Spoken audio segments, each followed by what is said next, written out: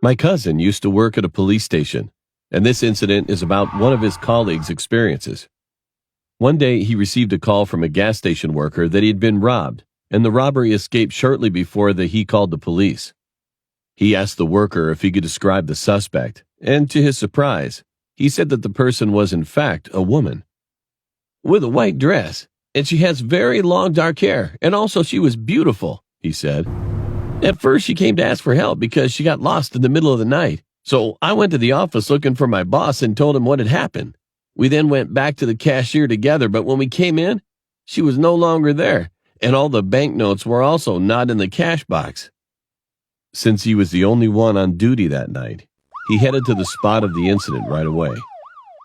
As he drove toward the gas station, he soon entered a darkened section of the highway that was surrounded by forest. He was driving in the middle of a gloomy highway until he noticed that a woman in a white dress with a very beautiful looking was walking along the road in the opposite direction. He passed her accidentally, so he began to slow down the car and turned to check again if she's the person that the worker had described to him before. Then he turned the car in her direction, stopped next to her, and got out of the car immediately. "Ma'am, I need you to get on the car right now."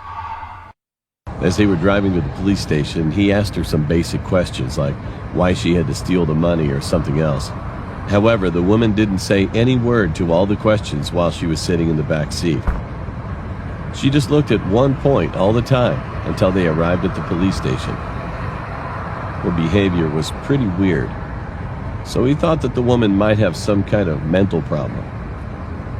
He then decided that he would not have any further conversations with her. When they arrived at the police station, they started to investigate her, and all of a sudden, she said that she would return the money the next day if they let her spend a night in a prison cell. Because she kept insisting that she had nowhere to go, he and other cops were confused by her comment. But they could nothing to do, actually, so they eventually approved of her proposal, letting her spend one night. The other police then called the gas station and informed the workers that they had captured the person, and they would return the money for tomorrow. The next day, he went to visit the woman they had detained yesterday. However, he was stunned as soon as he had arrived at the prison cell. In the cell, they found that her roommate's face was all scratched, and his body was hung from a wall nail. And the bills which they didn't see yesterday were all tucked in his pockets roughly. The wall next to him was painted in blood, saying, "I'm returning my debt." What made him even more frightened was that the woman completely vanished.